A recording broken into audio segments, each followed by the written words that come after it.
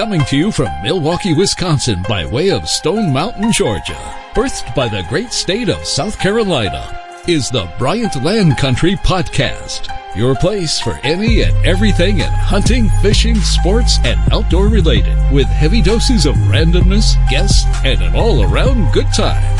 Here's your host, proud Gamecock, South Carolina forever, Ep.15. All right, now everybody, welcome to another episode of the Bryant Land Country Podcast. I'm your host, Ep.15. Thank you for joining us another week on the podcast, man. This thing's rolling along. You guys are responding to the content, the media, if you will, that I am putting out. Got great feedback on last week's episode with the Marshes, Antonio and Kim Marsh. You guys have responded really well to it. Seem to have loved that episode. So I just want to take the time to say thank you. Thank you for supporting the podcast. I really don't have a whole lot that I need to talk to you guys about this week before we get into the guests. So we're going to get right to it. Our guest this week, Ryan the Buddha. Ryan is a combat veteran, Marine, and Ryan came to me basically from another friend of mine that's a co-worker with me on the Milwaukee Bucks broadcast, and he had been kind of telling me about Ryan for a while and just kind of, you know, the things that Ryan's into, as far as like the things that he does out here in the hunting world and whatnot. And I finally got a chance to talk to Ryan, and then you want to talk about the 6 degrees of separation, if you will. Ryan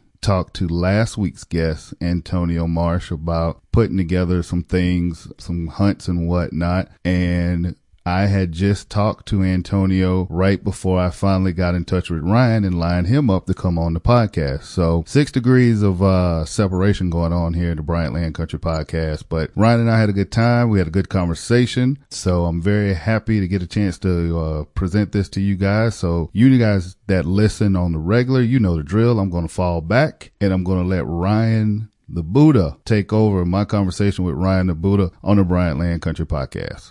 Ryan the Buddha Baldwin. How's it going, brother? Good. How are you? Man, I'm doing great. Just glad to be off the road here for a little bit. Did a Bucks game last night, and now I'm talking to you. So I'm doing pretty good. Sounds good. I'm excited. Thank you. So first thing, Buddha, your nickname. Where did that come from? I mean, I'm kind of a meathead, muscular, bearded, not a fat guy. So people always ask where it comes from. And at boot camp, the drill instructor asked me how to pronounce my last name. And I said, Bodwin, sir. And he said, Buddha. And I said, Bodwin, sir. And he said, Buddha. And I said, Buddha, sir. And then he said, that was easy, wasn't it? And so it stuck pretty hard after that. Pretty much everybody, except for my parents, have called me that since then. Nice. Nice. Now, you say boot camp. What branch and where did you serve? I was in the Marine Corps enlisted in 1999 and got out in 2006 and was all over the place, and one pump in Iraq in 04 and 05. Wow. Wow. Thank you for your service. Thank you. What made you wanted to join the Marines? I'd always been interested in military service. I come back from a long line of veterans in my family. Actually, all the way back up to Battle of Bunker Hill. There was some people on my dad's side that fought there, and the Marine Corps was the biggest draw to me, just because it was an attitude thing. It was a confidence, almost to the point of cockiness, but they back it up, and I wanted that. Nice. Now, going back before you got into the Marine Corps, as far as like with your hunting and stuff, is that something that you grew up doing? Was that something that came to you like later via your service? Or, well, first of all, let's back up. Where'd you grow up? I grew up in Door County, just north of Green Bay. Was there until I was 18 and left for the Marines. So, I mean, pretty rural. I mean, town of 9,000 people. I mean, so hunting definitely was part of it. My father didn't hunt, though. I had buddies. It was yearly deer camp, and then opportunistic hunting, guys just going out and shooting squirrels and rabbits, and it wasn't anything really intense, or it wasn't really a lifestyle. It's just something that you did. It didn't grow into that until after the service. Gotcha. In Green Bay, Wisconsin. How old were you when you first started? Probably 13. I think I shot my first deer. Even though my dad didn't hunt, he went with me though. And he was there when I shot my first doe. And that was important to me that he was with me. He didn't have any idea what he was doing. I didn't have any idea what I was doing, but we did it together. And the family part of it is something I try to continue with my stepdaughters and now my son that's coming. Awesome. And congratulations on your son that's coming up. It's funny, you say you didn't know what you're doing. Your dad didn't know what he was doing. It's kind of like that commercial where the guy is out and he's like, today we shot a rocket. The kid's like, today we shot a rocket. And then dad's like, we attempted to blow up the house. And like, just a different perspective. Like the kid's all excited. Absolutely. And dad's just like, we're trying to get through this thing. That's money. So, man, that's great. Now, are you an only child? Are you brothers and sisters, or did they hunt with you, or? I have a younger sister and then a younger brother. My brother and I hunted, a little bit when I got home, and then, now that I'm in it so much with all the cameras and, the social media stuff, when I hunt with him, he's like, are you going to film it? I was like, no, man, I'm just going to sit here and we're going to make fun of each other. I mean, because it's nice to hunt with him just to hunt. Right. No, that's another thing too. In the same way, it's like when I go home to watch my son or my daughter, they play baseball and softball, and they're like, are you going to take pictures? Like, are you going to shoot it and stuff? Because, obviously with my sports background and directing live TV sports, they're like, are you going to film our at-bats? Are you going to shoot our at-bats? I'm like, no, I just want to be a parent. I just want to sit. I just want to watch. Like, I don't want to have to worry about, all the stuff that comes along with that. So I totally understand that from that standpoint. Before we get into your show and the stuff that you got going on, filming and that kind of stuff, when you were in the service, did it allow you to do a lot of hunting? Did you get to hunt different states or, different places? And obviously not Iraq, but maybe other places that you were at while you were in the Marine Corps? I didn't. I don't have a lot of regrets in life, and being 18, 19, through 25-year-old Marine infantry, when you're not in the field or not deployed, it was basically party time. And I didn't utilize, I lived in California for 3 years and never went up to see any of the national parks or anything like that. And I kind of regret that. But that was a time to go out with your guys when you're not yelling at each other in training and let off some steam. So I didn't really utilize, those opportunities then. I did shoot a turkey in Iraq. But it was a farm turkey. We bought it from the farmer, but we snuck up on that thing and shot it. And what did I get? Now I've completed the Grand Slam, and I always say that, when I get the World Slam, I'll be the World Slam with an asterisk, because I got one in Iraq. Nice. Now, wait a minute. How did that come about? I know you said you got it from a farmer, but, when most people think of Iraq, they just think of, desert and just nothingness. Like, how did that go down? All these big palm groves, like they're estates. There's a sheikh that owns everything, and there's it's almost like feudalism, where there's farmers underneath him, and they'd own these big groves, and there'd be turkeys running around everywhere in there. And I kept asking my squad leader, I was like, man, can I shoot one of those? And he's like, no, dude, those are owned by the farmer. That's their subsistence. So finally, we got out on a patrol where, to admit, we really didn't have a lot of supervision. And I asked him, he's like, all right. He's like, you got to go talk to the farmer. So I had gone to school, a language school for Arabic before I deployed. So I walked up and I convinced this farmer for 20 US American dollars, which is a pile of money to them, I'm going to shoot your turkey and I'll give it back to you so you guys can eat it. And we went and shot it and fanned it out, and then we took a picture just like you would, send in to the field and stream, and then gave it back to him. Right. And he looked at us like, these people are crazy. I was about to say, was that a tough sale? Was the $20 was that what took it over, or like? I think he was more shocked that you're going to give me $20 and then you're going to give me my turkey back. And they ate it and everything. It was, wow.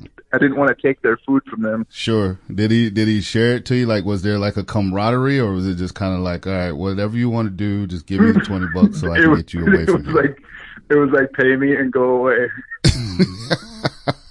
the quizzical look on his face, I'll never forget. He's just like, are you for real? Like, yeah, we're for real. Wow. And we shot some ducks and stuff too. No. We shot some ducks out of the canals. We ate those, and then another guy shot some species of desert fox that I've never looked up exactly what it was. He shot that while everybody else was sleeping, and so gunshots go off, and everybody's Okay. Grabbing their rifle and throwing their flak on, and he's like, he radios back. He's like, I got a fox. Like, thanks, dude. We just went to Wow. threat level. I was about to say all that commotion only to find out that it was just a fox. Yeah. He was pretty proud of himself. Now, it's funny, though, that you mentioned, like, the waterfowl over there, because I'm in a waterfowl group, and I see a lot of pictures from guys overseas where they're, like, shooting ducks and all kind of stuff. What's that waterfowl like over there? I'm assuming it's completely different than what we're used to, like in the southern states or in the Midwest, right? I mean, you get some of the same species, but when you start looking at essentially Eurasian species, there's a lot of different ones. Eurasian widgeon and teal. I think there was a smew, which is the oddest looking duck. It's a white duck with a black tuft. It was just beautiful. I've actually got invited to go hunt in Pakistan with these guys, and it doesn't look like there's a whole lot of rules, but I mean, there's not a whole lot of rules in Pakistan, period. And Right. I turned it down. I was like, I don't need to do a Jim Shockey type thing where you get picked up in Jalalabad airport and put in a trunk and hauled off to the hunting location, and then I was like, I'll pass on that. I had my fill.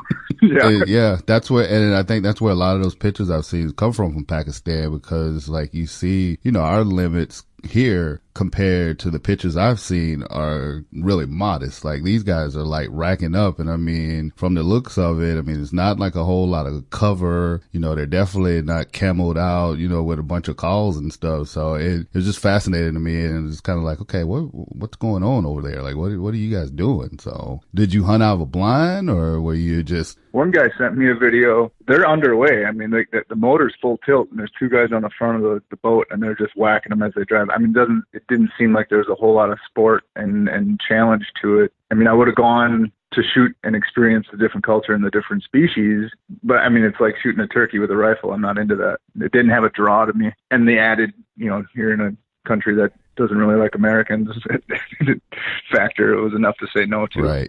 Right.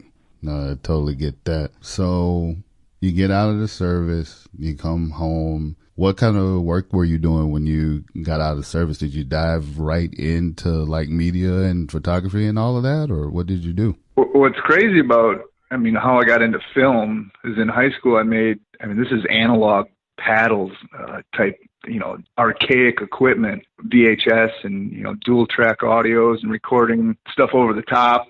I made a bunch of videos and actually had a class that I pitched to the administration, film and media studies. And we got one of the teachers that was kind of, one of the cool teachers to sponsor it. And all we did was make comedies that were really pushing the border of content. And, like when the movies would air, we would be in the office.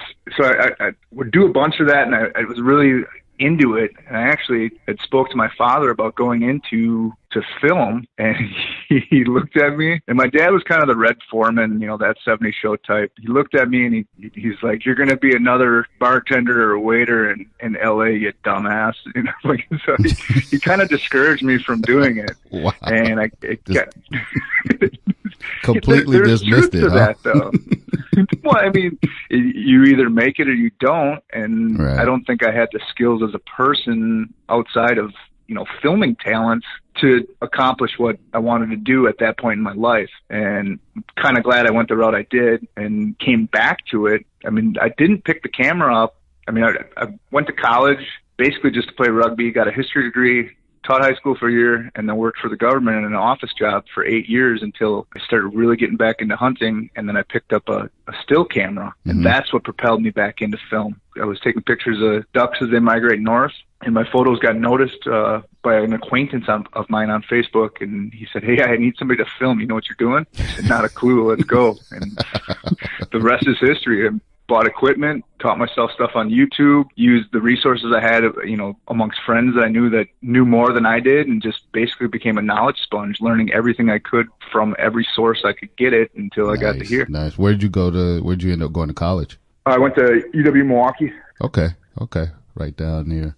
Nice, nice. So you pick up the still camera. The guy gets you to start shooting, and you're shooting photos and stuff. Then obviously that led to more opportunities. Like, was there like a gap, or what happened between shooting the stills and stuff to blowing up and like, okay, let's go, full tilt and all that kind of stuff? Well, the acquaintance I'm talking about is Patrick Cummings, and he's a guide. Okay. I mean, he's been guiding since he was 17, 18 years old. I mean, in elk camps in some of the most remote regions in Wyoming. And I mean, he mainly does waterfowl now, but I mean, he did everything, hogs and turkeys. And he saw that, I had the ability to take the stills, and he, had been following my personal page and saw that I hunted. He's like, I need somebody that can film and knows what's going on. And he had been picked up with this team that I'm part of now, which is called Backcountry Traditions.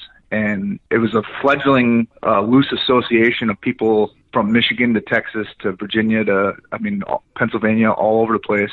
And I was the last person to be brought on. And we just started filming and filming and filming. And then we finally got our shot on Pursuit Channel with Blaine Anthony, the Bear Whisperer, was the host of a show called The Den. And there was 4 teams competing, and the winner gets their own show. And we won. I mean, it was like a what now thing. And I'm not somebody that gets comfortable in where I'm at. I'm always hungry. And we brought in people and upped our filming game. And again, being that knowledge sponge and continuing to learn, we brought in a guy by the name of Josh Stabenoff. And he's from my hometown, and he had filmed for some high level stuff. He's Emmy nominated, and the preparation before a hunt changed everything. Before, we would just show up and film it, and whatever we got.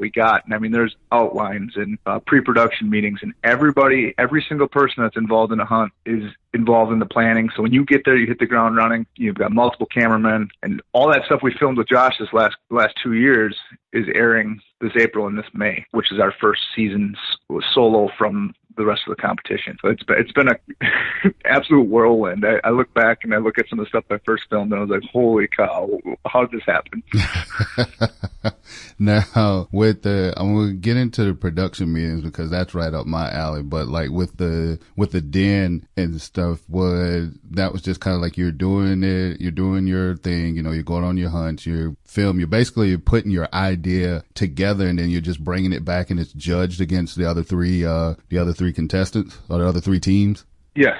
I mean, it was judged by whatever panel they had put together, plus the at-home audience vote. And our ground game on social media, I think, it was the game changer in that. And as much as I hate it, I love the connections it brings me, and we've built a fan base, I mean, for lack of a better term. And it was all people we'd hunted with, and their friends, and our families and friends, and it just kept like snowballing into awesome. We've got this solid population of people that are in our corner, and it's been really cool to be a part of. Yeah, and that's the thing that I like about now with social media and just the access to equipment to be able to do things is a lot better than it was back in the day. I mean, back in the day, like you were saying, you go out with your VHS. I mean, hell, when I was in college, we were still shooting on a 3/4 where you had like the 3/4 camera, then you had the separate deck. So you had to have the deck on your shoulder, and then you were shooting with the camera. Like, I can't imagine folks shooting hunts and, stuff like that back in the day. But, now with social media and, like I said, access to equipment, it makes it a lot easier to build a following. It makes it a lot easier to get your stuff out there. You don't have to just sit around and wait to be noticed. You can go out, put your stuff out, and then if it's good, you build a following, and then things happen for you. So that's one of the things, like you said, I really like about social media as well. It's kind of what I've been trying to do with my brand here. But the production meetings, I want to get you to talk about those a little bit. Like, is this taking place like at the hunt camp, or y'all sitting around, beforehand, like on a conference call? Are you plotting out like cameras? Like, what are you doing in that? There's conference calls where, I'll use the last big one we just did. We did a mountain lion hunt in Colorado that we took a Purple Heart Marine vet from Texas on. So the way that went down is through Instagram. Robert Anthony, the head houndsman, had contacted me and offered me the lion hunt. And well, heck yeah. And then I laid in bed that night And I shot the 30th biggest lion SCI score of all time. So I'm sitting there and I'm like, I've already got this monster lion. And I look over at my wife and I'm like, if I come home with another lion full body mount, she is not going to have it. And I said, why don't we do this for a vet hunt or a kid hunt or something like that? So I called Robert back and told him, like, hey, let's do a wounded vet hunt. And this guy was fantastic. I mean, he just absolutely took the bull by the horns. So he's involved. His main guys are involved, all his houndsmen on these production meetings. Josh and Jeremy, our producer, and every single person who's going to film the hunter. We had a banquet where we raised money for the hunt, and every single piece of the puzzle is involved at some point. The nonprofit that I work with here in Green Bay, Take 'em Outdoors, Shad, who runs that, he's involved in, I mean, so everyone knows their role going in. There's no questions as to how this goes down. And then we start doing, creative, how are we going to film this? What shots do we need from everyone's perspective? Put that down into an outline. So when we get there, we already know what we need to do. How many cameras are you talking about? Like how many cameramen? And then are you, putting out GoPros? Is that cameraman responsible for like a GoPro as well? Or like how are you situating that? Like for this one, Josh came and filmed it. And then there was another vet that I just kind of reached out to and networked with via Instagram that was from Colorado that came over, and he'd filmed some stuff on his own. And he literally got there and we stuck the camera in his hands. I had a weird role in this because I'm part of the hunt as, in front of the camera, but I also have all my camera gear and there's shots we need. So I just kind of floated to what I needed to do. If I needed to be in a shot, I was in a shot. If not, I'm filming, I'm just, stacking clips is what Josh called it. So at the end of the day, everybody would dump all their stuff into the external. And I have, we had a guy doing drone, and as the dogs are being released, and, two guys in the woods. Filming hound hunting is tough because the hounds are so far ahead of you. So we would actually physically look at the tracks before we drop the dogs and get guys way into the woods. And they'd be sitting on the track so as the hounds are flying by. You got the cool shot of, snow kicking and they're coming straight at you with their nose down. When we shot the lion, Josh is focused on the lion itself, but I'm behind Scott, the shooter, so I can get over his shoulder so you can see the gun and the lion. So we have shots to do cutaways too. But on a typical set, 2 cameraman minimum. I mean, we don't have a massive budget. That's what we're banking on this season. The quality that we have, I think, is going to open some doors, and then we can afford to have that many people. I'm not going to make a dime off TV, and I'm okay with that because it's allowed me to do some pretty cool stuff and do some stuff for other people just based on the pull and the networking that you have. Sure. And if we can pay to do it at this level, as long as the people that I know that are worth the money to do what they're the best at, I'm happy with it. Nice. So you drop the hounds in and you're flushing out the mountain lion. Now I know from my experience doing, hunts with dogs and stuff with hogs. I've hunted hogs with dogs before. The gentleman that I went with, he, allowed me to take my bow and, I put an arrow right through the hog once the hounds had the hog, bayed or whatever. They didn't catch them. You didn't use catch pits or anything like that. Like you just kind of, let the hounds bay them, and then you get in close and then you finish them off with a bow. On a mountain lion hunt, how does that work? Are you using a bow? Are you getting just a rifle, or what? How you finishing them off there? Well, you can use either. What was funny is, so Scott being Marine and Marine mentality, our Purple Heart hunter, I give Robert his number before they've met yet, so just so they can introduce themselves to each other and get to know each other. And Robert calls me like 2 hours later and he says, Scott wants to kill this thing with a spear. I was going to ask spear, but I'm like mountain lion. You might want something a little bit more, effective from a distance, but okay, keep going. We're on the same page. I said, as much as I want to see him hunt this thing down with a spear, we've got insurance to deal with the nonprofit. If he goes up that tree and the lion comes after him, I don't want to be liable. I don't want the nonprofit to be liable. I don't want you to be liable. And the craziest thing is the amount of flack you get from anti-hunters. I get things like, you used a gun. Why don't you make it fair and use a knife for your... If you would use a spear on a lion, that video would be... I don't think there'd be even some hunters that could handle what would go down, because it's going to be violent. Right. It's a non-win situation. So I was like, absolutely not. Bow or a gun, that's it. Pistol, I don't care what you use. We're not doing this with a spear. There's just too many headaches, too many what ifs. Yeah, so he used a gun. I've seen that mountain lion.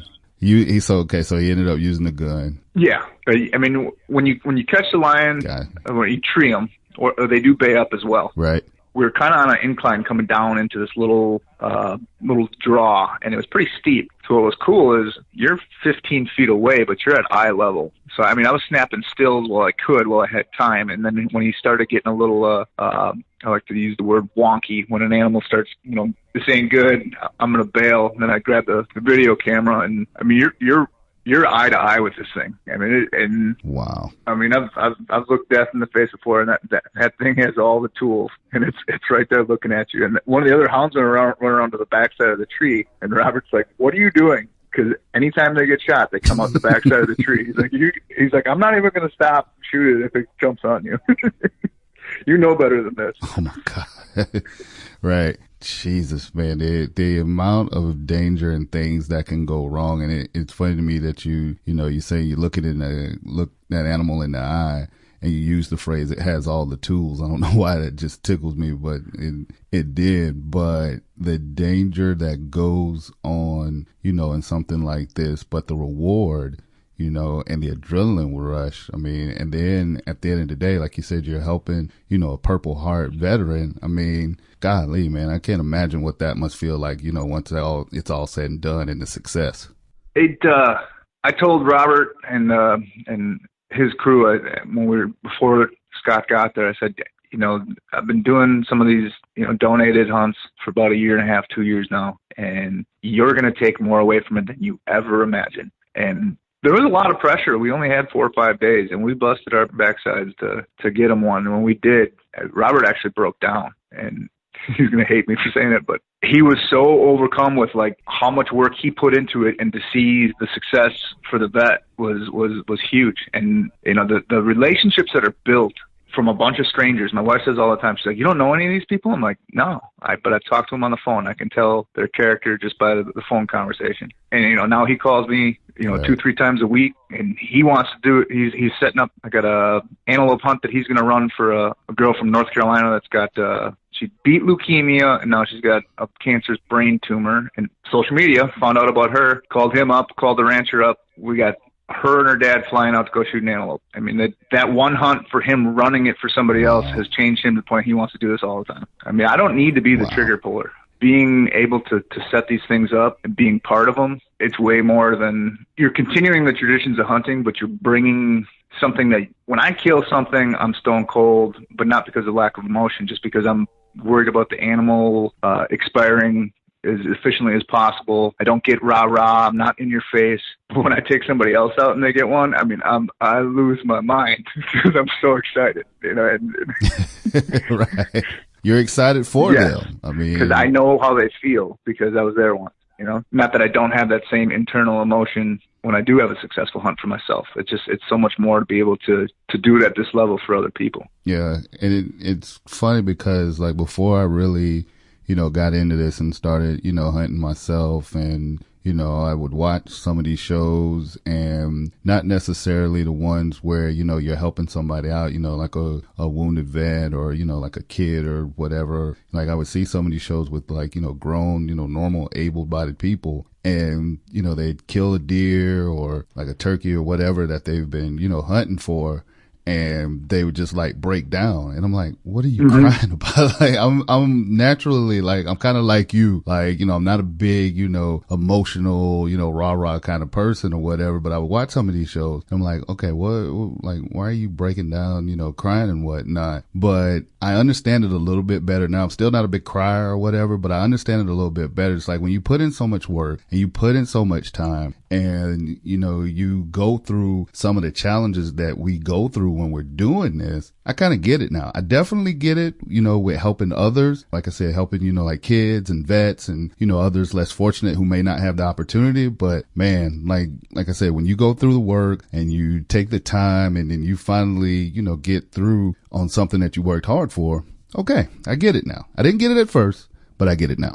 I hear you. Absolutely. I also noticed that you do a lot of guiding, or it says you do, you guiding. Is majority of the guiding like with these nonprofits, or like are you taking others out as well, or what's your guiding consist of? I mean, if I link up with an outfitter, let's use turkeys and hogs in Texas. Hey, I'm coming down for 10 days. I want to maximize the amount of footage we can get. Kills are not the main focus of a hunting show for us, but they're important. I mean, they're crucial. So I may go down for 10 days. I may hunt 2 where I'm in front of the camera, and I shoot my hog or I shoot my turkey. I do my talking pieces. We do all the other setup and all the stuff that surrounds the hunt. But to have the other footage, I can guide the hunt and run a camera at the same time, and then I pay my way. It allows me to go down there, stay there, eat, hunt, where the outfitter's getting work out of me on top of all the media stuff. So I'll run hog hunts, turkey hunts. Anytime I'm with Patrick, snow geese, ducks, I mean, I'm filming, but I'm also guiding whatever clients he may have, because a lot of the people you work with are outfitting services. Right. In some states, I'm not licensed to do it, which is actually, I think, is a good thing to bring up. I mean, you can walk down to Arkansas, pay $30 and get your snow goose guiding license and open up an outfit. And it brings in people that are money hungry and aren't doing it for the correct reasons, and it lowers the quality of the overall pool of guides. In the state of Wisconsin and the state of Michigan, if you're going to guide ducks on a navigable waterway, you need your captain's license, which is a good thing, because it's just like the PHs, the professional hunters in South Africa. Those guys go through extensive schooling. But when you get somebody that's certified as a PH, you're getting somebody who's top notch, who's gone through the rigmarole to get to where they're at. And then some of these states where there's no regulations on it. I mean, I'm not a big government regulation guy at all. But in this case, it makes sense, because I have guys all the time or strangers that contact me on social media saying, hey, I want to do this hunt. And I'm like, all right, well, this is my guy. I know how he operates. I know the quality of the lodging. I know the quality of the food, which is secondary to the quality of the hunt that you're going to get. Well, he's too expensive. Well, okay, fine. And then they come back. This guy put me on one hog, and he charged me a trophy fee, and he charged me a skinning fee. And I'm like, hey, you're going to pay for what you get. And right. Guiding's not my main thing, but I see the people that I work with for a reason, because I've seen the other half of it. And it's Joe Blow, who doesn't really know what he's doing, didn't do the scouting. He's just taking the money. Right.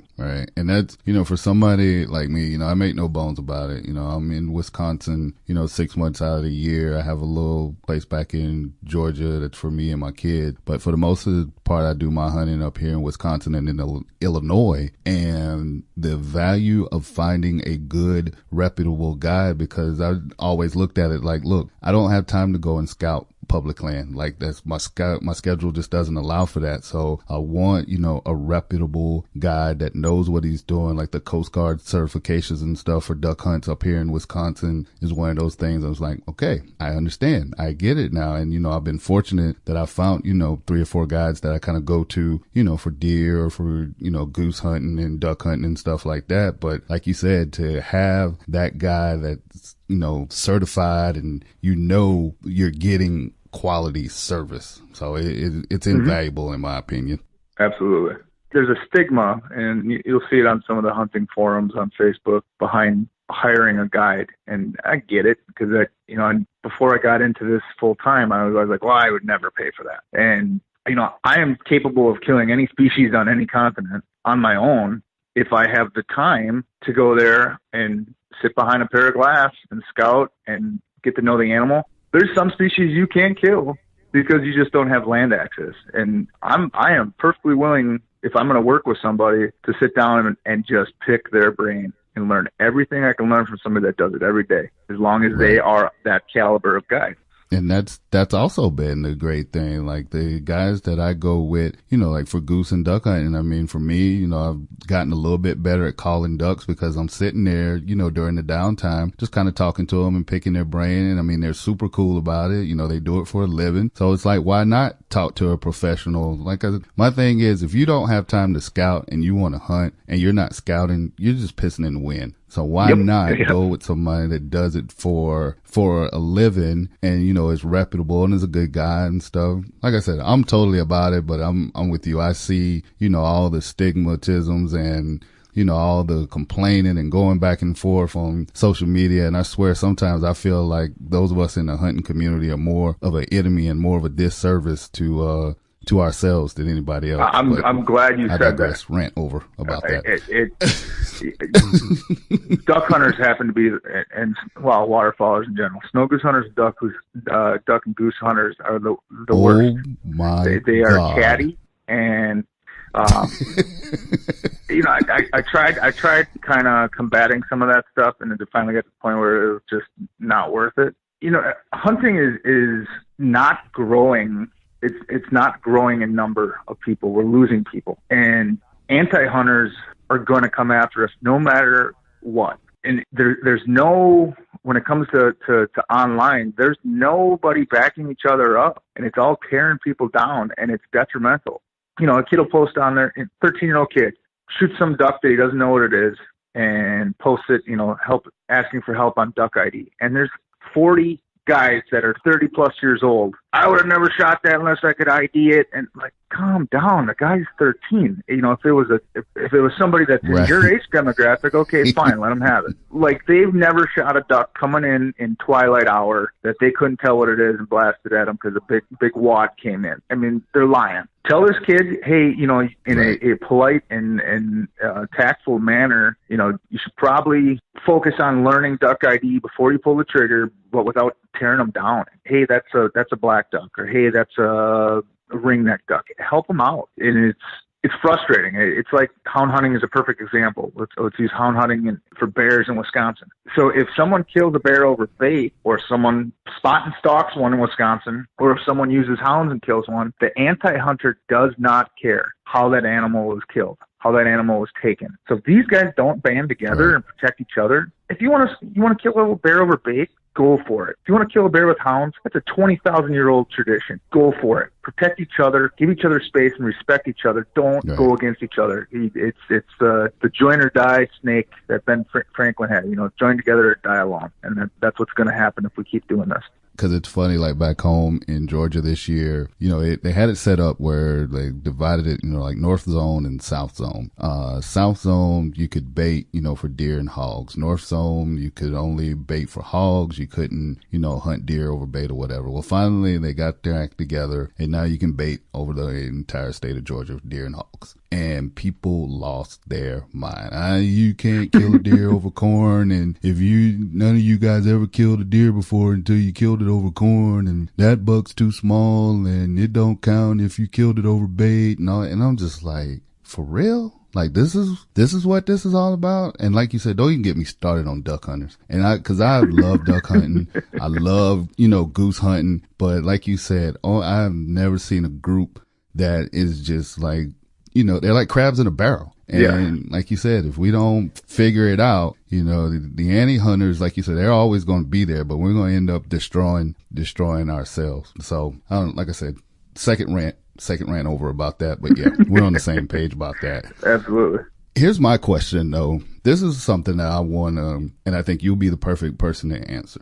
Turkey hunting here in Wisconsin and in Illinois, more so here in Wisconsin, obviously because you're from here, you grew up here. What is it with the weeks, the periods? You know, like it goes from like April 17th to April 23rd is one period, and then April 24th to April 30th is another period, or whatever. You know, like in Georgia and at home in South Carolina, turkey season starts March 24th. It ends May 15th. How many birds That's do you it. get, though? You kill 3 turkeys. 3? Okay. 3 in Georgia. Yeah. So what's the deal with the separation and how they do that? Do you understand that? Like, does it, you know, make sense to you? Cause I'm just trying to understand it. I'm not knocking it. You know, obviously it's different, but I'm just trying to, you know, get an understanding.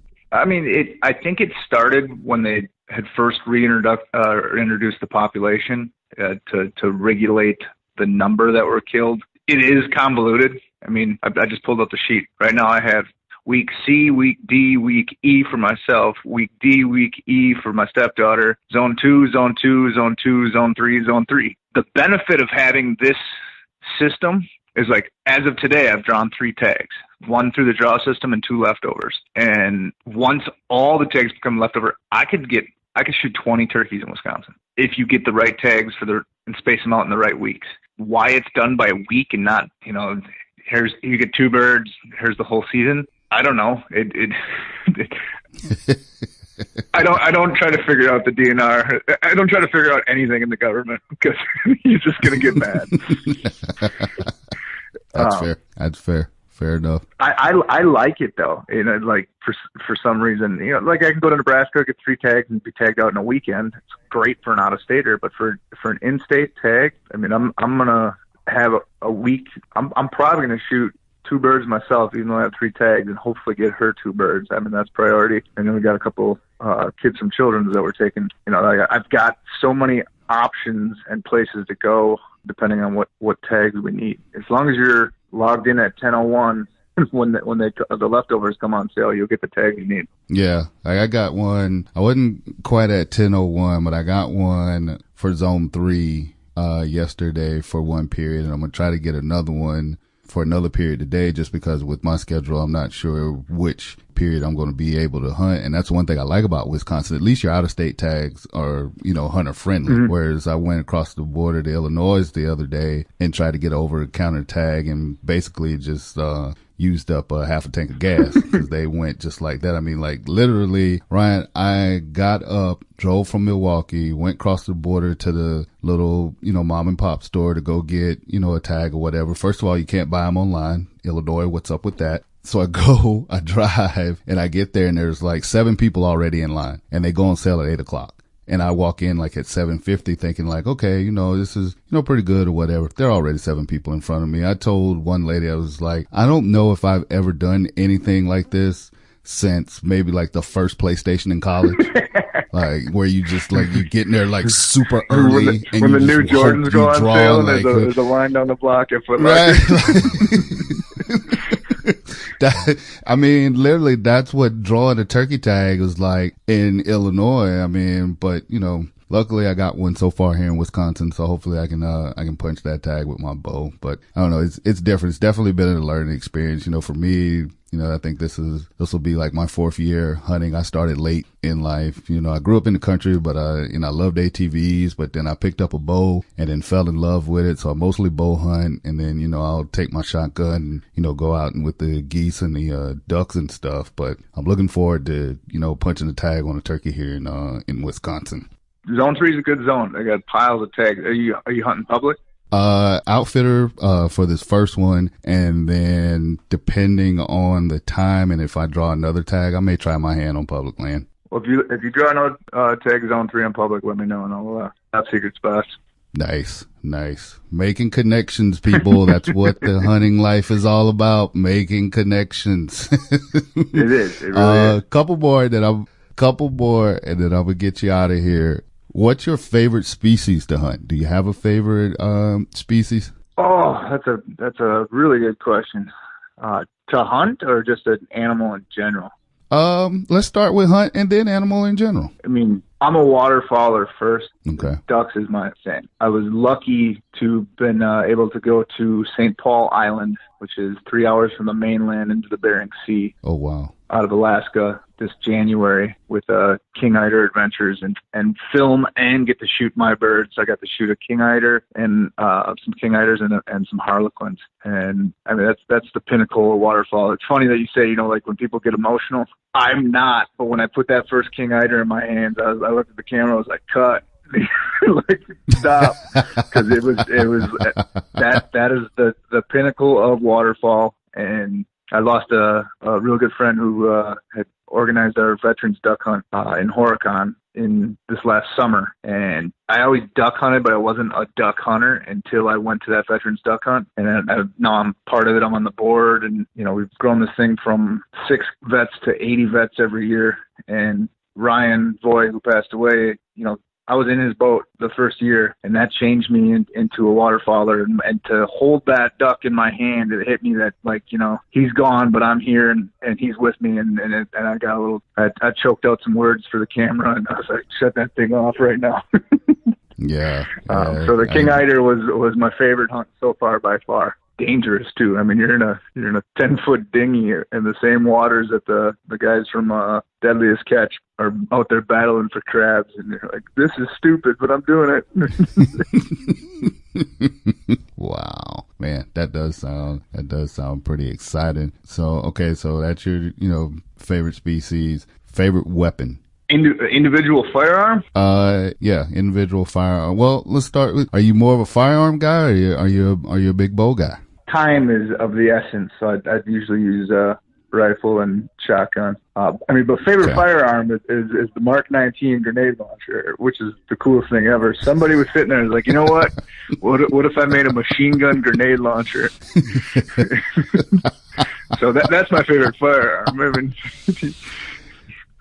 nice. But I usually use a 30-06, which is just a utility rifle for just about everything. Everything I shot in Africa when I went was with a 30-06 and put them all down. Nice, clean, and tried and true, the old 30-06. Every species I shot over there went down in one, except for the wildebeest is a bullet-eating SOB. I put one through both lungs, and he ran a quarter mile. I put another one through his front shoulder, and he ran a half mile, and then he finally went down, and I had to shoot him one more time. And I mean, 3 kill shots. And he was just, I was like, this. It was like a boxer that's on the ropes, like they're down, and somehow they stagger to their feet, and I'm like, you got to be kidding me! Just an impressive animal. Wow. And then think about that. Now you put 3 kill shots, like you said, through that, and then you got lions that go, and then they know how to bring that animal down and finish them off. Isn't that just something about like that comparison and how that works? That's just amazing. Do you know what a caracal is? 3 kill shots. It's called a caracal cat. It's the size of a bobcat. It's a little more. I'm not familiar. It's a little more slender than a bobcat. It's shorter hair because it's South African climate. So this thing, the size of a bobcat, take down a full-grown kudu bull. It jumps up and bites it in the neck and rides it down. It's incredible. Jesus, yeah, man, wow. So now, what is next? Like you said before, you're always, you're not a complacent guy. You're not, going to stand still. What's next for you? What you got coming up? Well, with this baby coming, this is my first biological child. I got all kinds of stuff to figure out how to be a father of a newborn. My 9-year-old thank you. I'm so excited. My 9-year-old stepdaughter is going to hunt turkeys with me this spring because mom can't say no if I'm bringing her. You need to be home with baby. I'm like, I'm taking nice.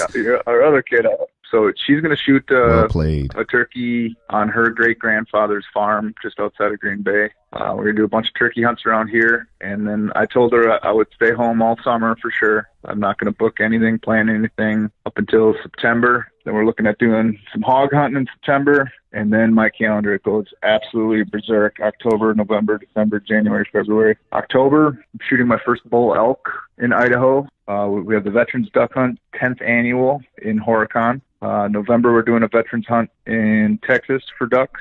The 2nd annual Veterans Lion Hunt in Colorado. December, I'm going after ducks in Utah and possibly running a Vets Duck Hunt in Maine for sea ducks. And then January, I'm going to be hanging out with Brian Hardy from Hardy Face Paint, and he's going to get me on 3 ducks that I haven't shot yet in Florida. The whistling frivolous duck, mottled duck, and a ringneck duck. So I'm jam-packed up until then. I was about to say, you don't have any space in your book there, bro. And when I'm home, I best be doing everything to stay on her good graces. Yes, you should. Ryan, I appreciate the time, man. I'm glad we got a chance to talk and link up. It's amazing how this world, the longer you stay around, it kind of gets smaller and smaller. I mean, like I said, you're childhood friends with one of my best robotic camera operators, that I work with down here in Milwaukee. And we just kind of, talk back and forth. And he's always, kind of been a really good supporter of my brand since I started it when I moved here to work here in Milwaukee. And we always always talk back and forth about little hunting stuff here and there. And then, he was telling me about you a couple of years ago. And then now, I'm talking to you. And then we also have another mutual friend that we just found out about, out of the blue. So I really appreciate you taking the time and coming on the podcast, man. Hey, thanks for having me on. I enjoyed it. Before you get out of here, let the people know where they can find you at. Buddha. Ryan Off the Grid on Instagram and Facebook, Ryan Off the Grid. And then Nice. Pursuit channel this April and May. It's called Backcountry Traditions. Awesome. And all those links, I'll make sure I post those links in the description when this podcast drops. Ladies and gentlemen, Ryan the Buddha. Man, thank you. I really appreciate it. Thank you. All right, now I want to say thank you again to Ryan the Buddha for joining me on the Bryant Land Country podcast. We recorded that podcast a couple weeks ago, so I believe turkey season may not have been in yet. That point, we record these podcasts, like sometimes 2-3 weeks in advance, just so I can kind of stay, above water with these. So then I try to update the intros and outros so they'd be a little bit less dated with the podcast. But you guys don't seem to care because you've been listening, you've been supporting. But I figured I'd kind of just give you, a little peek behind the curtain, if you will. Speaking of dated material or updated material, we're going to start putting out bonus episodes of the Bryant Land Country podcast. They will come out at random times. I will definitely give you guys a heads up, more so a lot on Instagram, some on Facebook and Twitter, but for the most part on Instagram, at Official Bryant Land, by the way, on Instagram. If you're not following, you need to be. I will give you guys a heads up when those bonus episodes drop. It'll probably be every 2 weeks, and they will be, like I said, a little bit more timely with stuff that's going on that week or, within that day. So be on the lookout for that. And those bonus episodes will cover some of everything. They'll cover sports, they'll cover ATV stuff, obviously more hunting stuff, but a lot more random things as well in the bonus episodes. Maybe even talk some wrestling, no telling. Okay. But I want to start putting out a bonus episode, like I said, every couple of weeks for you guys. You guys have supported the podcast, and I feel like I owe it to you to give you some more updated material. So there you go. Before I get out of here, though, I want to throw a couple more things at you. Make sure you're checking out our videos on the on-demand tab of the BryantLandCountry.com website, our videos, and then make sure you are checking out Bryant Land Shop, the shop tab on the BryantLandCountry.com website. Get you a hat, t-shirt, Mother's Day coming up, Father's Day coming up. Go ahead and get those gifts. Be proactive. So make sure you're checking that out. Thank you again for all your support. Thank you for supporting the podcast. I'm going to go ahead and get out of here, and I'll catch y'all next week on another episode of the Bryant Land Country Podcast.